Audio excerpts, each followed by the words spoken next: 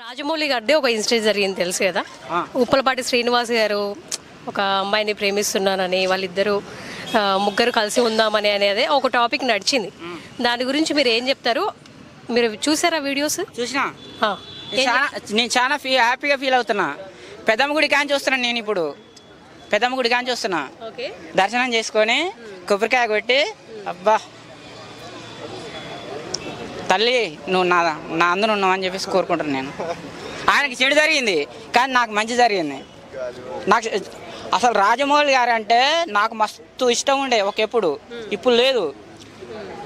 రాముడికి ఆంజనేయ స్వామి ఉన్నాడు కదా, అంతకంటే 100 రెట్లు ఎక్కువ ఉండే నాకు ఆయన మీద నాకు లవ్. ఇప్పుడు మొత్తం ఇరిగిపోయింది. ఆయనకు ఒకటి రిక్వెస్ట్ చేసిన. నేను ఒక చిన్న సినిమా ప్రేమదాస్ అనే సినిమా కథ రాసుకున్నా, ప్రొడ్యూసర్ డబ్బులు కూడా పెడతానికి మేము సిద్ధంగా ఉన్నాము.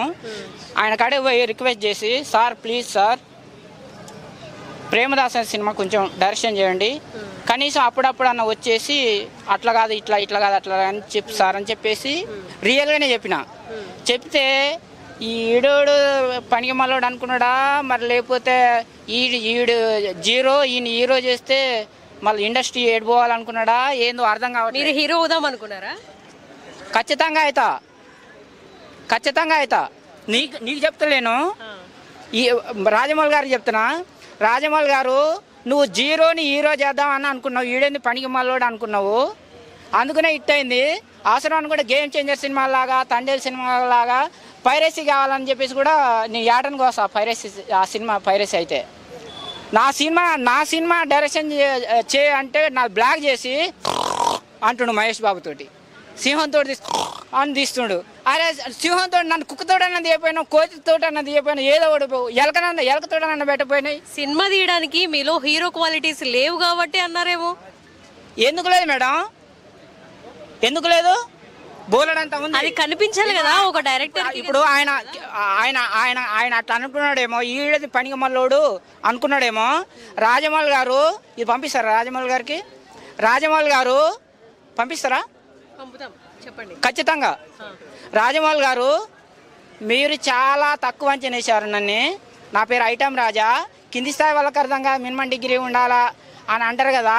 నిజంగా నా సినిమా నువ్వు తీయాలంటే నీకు మినిమం డిగ్రీ ఉండాలా. రాజమౌళి గారికి డిగ్రీ లేనిదే ఇన్ని సినిమాలు పాన్ ఇండియా లెవెల్లో ఆడాయంటారా? నా సినిమాకు ఉండాలి, నా సినిమా తీయాలంటే ఉండాలి, మినిమం డిగ్రీ ఉండాలి. మహేష్ బాబు, ఒక జూనియర్ ఎన్టీఆర్ వీళ్ళకంటే హిట్ మీరు? అంతకంటే ఎక్కువనే. ఆయన అట్లా అనుకున్నాడు కదా. ఛాయ్ వాళ్ళ పిఎం అయిండు, 90 వాళ్ళ సీఎం అయిండు. నేను హీరో కాలేనా? ఖచ్చితంగా అయితా. నా తెలుగు సినిమా ఇండస్ట్రీలో నెంబర్ 1 హీరో అవుతా. నా సినిమాకు ఆయనకు టికెట్లు కూడా దొరకవు. ఎవరికి? రాజమౌళి గారికి టికెట్ దొరకదు. మొత్తం హౌస్ ఫుల్. పుష్ప ఇప్పటి వరకు భారతదేశంలో నెంబర్ 1 సినిమా రికార్డు బదులు కొట్టిందంటే పుష్ప. ఆ పుష్పని రికార్డు కొట్టాలంటే నేనే, ఎవరి వల్ల కాదు. ఇక ఇండస్ట్రీలో టాలీవుడ్, బాలీవుడ్, హాలీవుడ్, కాలీవుడ్ ఏ వుడ్ వల్ల కాదు, ఓన్లీ ఐటమ్ రాజా వల్ల. రాజమౌళి గారి దగ్గరికి వెళ్ళి చెప్పినప్పుడు ఆయన ఒప్పుకోలేదు, అవునా? అదే కోపం మేడం. సరే, నెక్స్ట్ వేరే వాళ్ళ దగ్గరికి ఎవరి దగ్గరికి పోలేదా మీరు? నాకు ఇష్టం ఉండదు. I love you Rajamouli. ఇప్పుడు ఐ హేట్ యూ రాజమౌళి. మీ సినిమా ఒప్పుకోకపోతే మీరు ఇష్టపడరా? అంతే. మనం మోసం చేసిండు నన్ను. ఓకే అండి, సంవత్సరం నుంచి మోసం చేస్తున్నారు, నేనే చెప్పుకోలేదు. మోసం చేసిండు. మోసం చేసిన తర్వాత ఇంకేముంది? ఇప్పుడు ఒక అమ్మాయి ఒక అబ్బాయి లవ్ చేసుకున్నారు అనుకో, ఎంతో ఇష్టపడతారు.